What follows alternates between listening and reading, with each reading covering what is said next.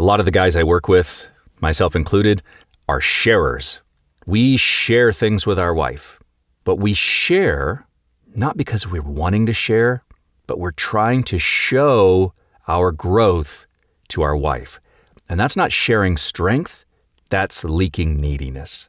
Welcome back to the Secure Husband Podcast. Bruce Abbott, certified professional coach, founder of SecureHusband.com. You're working hard on yourself. You're going to the gym maybe, you're reading books and articles, you're listening to these podcasts, you're doing the inner work, you're doing things that feel like you're growing. You are putting in the work and you bring it up to your wife because you think you're sharing your growth. You want her to see, you want her to validate what you're doing is working. You think you're being strong, you think you're being vulnerable, but it doesn't work. She continues to pull back. You still feel dismissed. Sometimes she even acts annoyed and you're thinking, I'm trying. I'm doing this for me. What the hell? I have been there. What I learned from doing the deep work and from coaching the guys is that there's a difference between authentically living your growth and performing your growth to get her validation. And it's in that difference is where we leak neediness. I remember I was leaning hard into my growth. I'd left a lot of old patterns behind. I was overcoming habits, bad habits, numbing out, distractions. I was making real progress, taking real steps forward. Going to the gym, working with a personal trainer. I was eating better. I was losing weight. I was getting more fit. I was reading about leadership and confidence and relationships and joined a men's group and had hobbies and friendships and all of these things to build a well-rounded life outside of the marriage so that the marriage was just a beautiful part of a full life. And I did feel stronger. I felt more grounded. And I wanted to share that. But looking back, I noticed something. Whenever I brought things up, like I had a great workout today, or one of the guys said something powerful that stuck with me, whatever it was, it never really landed. Yeah, I might get oh, that's nice, or a little dismissive comment or something. But the whole idea was I was not sharing my growth because I was proud of it. I was sharing it because I was hoping she would see how hard I am working, hoping that she'd finally meet me with the affection I'd been missing for years because look, I'm less needy, I'm growing. And that confused me to no end. In my mind, I am sharing growth. Wasn't that what she wanted? A man who works on himself, who grows? But that wasn't really what I was doing. Underneath all of that was this little boy still trying to get a gold star for being good.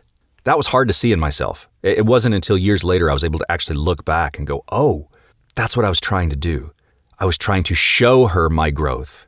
So if we look at this through the lens of the Secure Husband process, awareness, always step one, just noticing. Let's ask yourself, why am I sharing this piece of information with her? Am I trying to get her to see me differently? Do I need her to affirm my effort, to feel like it matters? If so, you're not sharing to connect. You're giving to get. You're people-pleasing. You're sharing to get. And that's performance. That's leaking neediness. It's not strength. It's a subtle version of people-pleasing because you're not saying, look at me, I'm amazing. You're saying, look at me, please tell me I'm enough now. Because if you were more secure, a man in his strength is going to go work out in the gym for himself.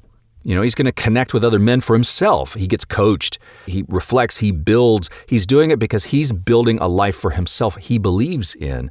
He has no reason to announce it. He doesn't need validation. He doesn't need the wife, oh, good boy. No. He lets his presence speak for itself. I just had a coaching session this morning.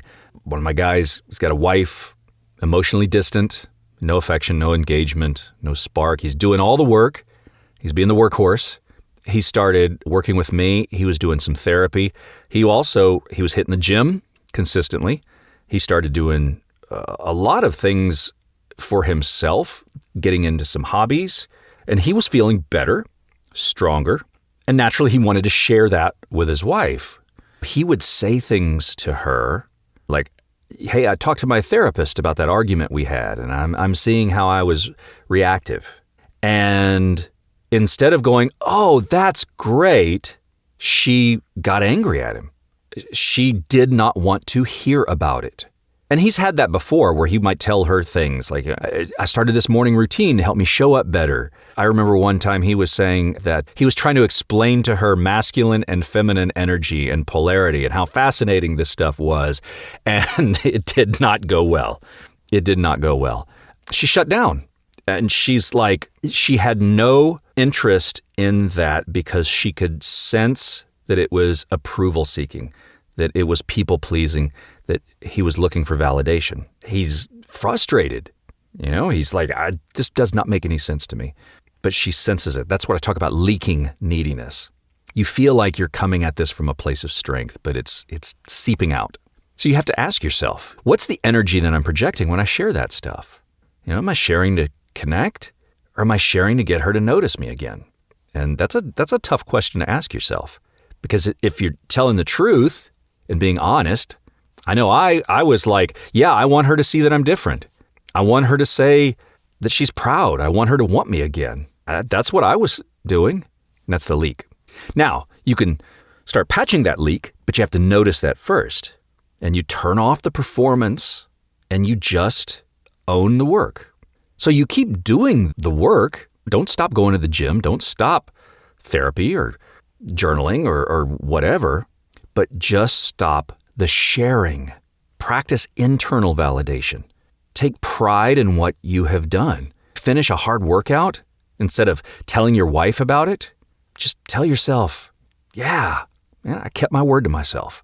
I went in there to work out hard today, and I did. Pat yourself on the back. Or if you have a breakthrough in therapy, sit with it. Let it change you on the inside. Don't use it as a tool to try to win your wife back by sharing it. When you do this, you start living as a man whose value is not up for debate, not external validation. And when you can do that, when you stop that sharing, you can stop the leaking. And then you're able to just hold it. Just hold it. And that's strength. The irony is, a lot of times she notices that. If you're putting in the work at the gym and you're not sharing it, unless she's blind, all of a sudden, man, his chest is starting to look a little bigger. His arms are starting to look a little bigger. Are those abs?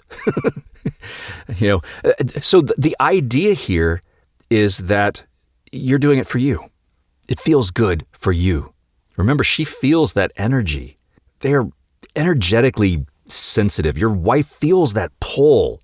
Even if your words are not intending to say that energy underneath it, please tell me I'm a good man. Oh, she's going to recoil. It's not fair. It's frustrating because you're just like, I want you to see me. But she senses it. She doesn't feel safe being vulnerable when she senses that leakiness. Now understand, this is not about never sharing anything. It's about the how and the why that you share. When your cup is full and you're secure and you share from overflow, that's inviting. But if your cup is empty and you're handing it to her with this hopeful look, please complete me, fill me, that's burdensome. You live these things for you. Yeah, you wake up, take care of your body. You do it because you respect yourself. You reflect and grow because you want to be the man you were created to be. Connect with other men because you need brothers. Lean on these men. I talked about that in the last podcast. Share with safe men, and you don't feel the need to have to share everything with your wife. And when you do share something, it's from overflow and not emptiness. I know sometimes we may think that we're sharing it from overflow. That's why you just really have to get curious and bring that awareness in there just to notice. Notice where you are transforming for you and not trying to show it off. Just think about that this week. Where are you leaking neediness? Thinking that you're showing strength? Where are you trying to earn points for doing the work instead of just doing the work? Where are you handing your emotional cup to your wife hoping she'll fill it? So you just hold that cup, you fill it, you own it. I know it's frustrating. You want to be seen. You want to be wanted. You want to be desired. You're not crazy for wanting connection.